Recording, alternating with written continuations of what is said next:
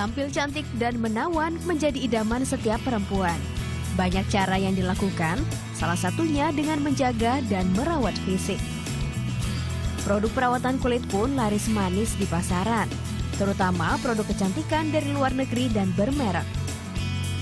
Trisa Melati juga rajin merawat kulitnya. Bukan dengan produk impor, wanita berusia 28 tahun ini sejak setahun lalu memilih produk lokal berbahan dasar natural. Ketemu sama produk lokal yang cocok gitu. Karena pertama itu kan harus cocok gitu ya. Apalagi kalau udah namanya produk kecantikan berhubungan sama kulit gitu harus cocok. Terus ternyata juga di satu sisi karena dia lokal, kita kan ada kebanggaan karena pakainya produknya produk lokal. Bahkan dikala sedang mengandung 8 bulan, Trisa tetap menggunakan produknya. Ia yakin bahan natural yang ada di dalam produk kosmetik ini aman dipakai meski sedang berbadan 2. Karena dipakainya di perut gitu ya, itu kan bagian yang tertutup gitu. Setelah dipakai kan pasti pakai baju. Itu karena tertutup udara, terus udah gitu keringetan, akhirnya malah jadi gatal-gatal gitu. Akhirnya terus aku nggak cocok sama merek yang ini, terus coba merek yang lain, terus akhirnya ternyata cocok banget gitu, yang ternyata memang bener ya gitu, dia tuh sangat anti alergenik gitu, jadi dipakai di kulit pun dia tuh nggak cepel gitu. Dan ternyata berbagai produk ini diinisiasi oleh anak muda. Kini semakin banyak anak muda yang memilih berprofesi sebagai entrepreneur alias wirausahawan. Seperti Nadia Fadila Saib, berlatar belakang ilmu farmasi di Institut Teknologi Bandung, ia ciptakan produk kecantikan berbahan natural. Nadia mengklaim produknya tak mengandung bahan kimia berbahaya. Sertifikat BPOM pun telah dikantonginya untuk sebagian produk kecantikan miliknya. Berdiri sejak tahun 2011, bisnis produk kecantikannya tak hanya mementingkan bisnis dan keuntungan, namun melibatkan komunitas dan pemberdayaan masyarakat. Total ada 5 komunitas yang terlibat dalam bisnisnya.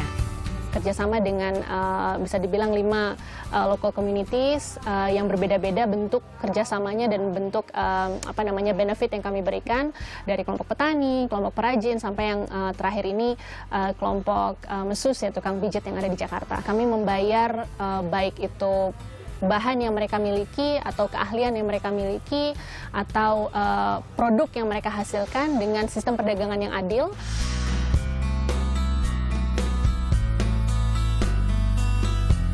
Salah satu komunitas yang diberdayakan adalah para petani serai dari Sarongge, Jawa Barat. Ada petani serai di sini.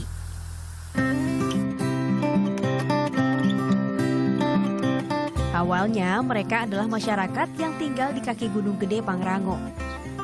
Namun semenjak pemerintah menjadikan kawasan tersebut sebagai lahan konservasi, banyak dari mereka yang beralih menjadi petani. Mereka juga membuat produk sabun sereh. Untuk menghasilkan sabun sereh, mereka harus naik ke kaki gunung memanen sereh. Total perjalanan sekitar 2 jam. Selanjutnya, sereh disuling. 4 jam kemudian, minyak murni sereh dihasilkan. Dari minyak sereh inilah produk sabun dibuat. Tambahkan minyak kelapa dan soda api, aduk rata hingga mengental, lalu cetak. Setelah 24 jam, sabun akan mengering dan siap dilepas. Namun, sabun baru bisa digunakan setelah sebulan masa menunggu. Namun produk yang bagus tak didukung pemasaran yang mumpuni, maka pendapatan pun tak menentu.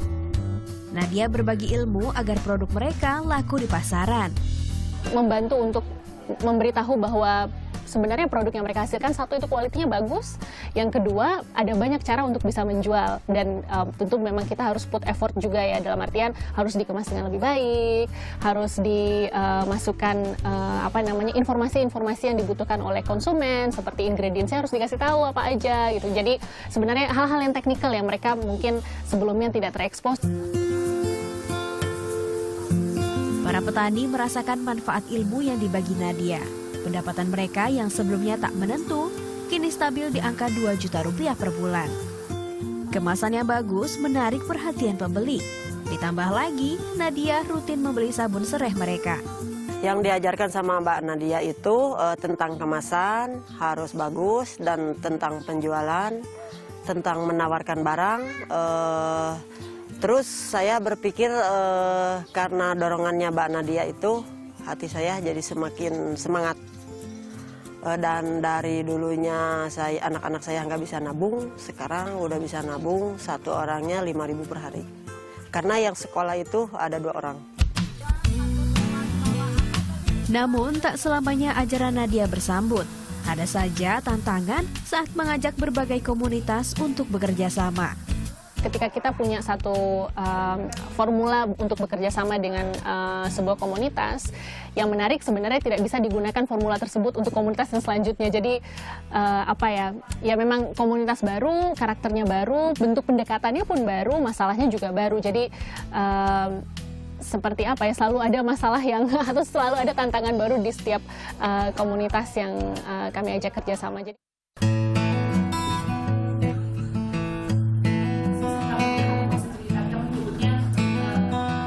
Nadia juga rutin berbagi ilmunya dalam bentuk pelatihan.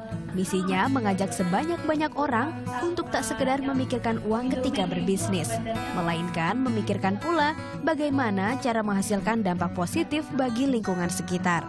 Ada manfaatnya untuk kulit, bikin sabun mawar ternyata memang juga ada manfaatnya untuk kulit berdasarkan jurnal dan research. Tapi yang membedakan adalah stroberi ini demand-nya selalu ada. 5 tahun berjalan, bisnis sosialnya terus berkembang. Beragam produk kecantikan yang melibatkan komunitas dijualnya mulai dari Rp23.000 hingga Rp455.000 di sebuah toko yang berlokasi di Tebet, Jakarta Selatan. Dalam sebulan, lebih dari Rp100 juta bisa dihasilkan.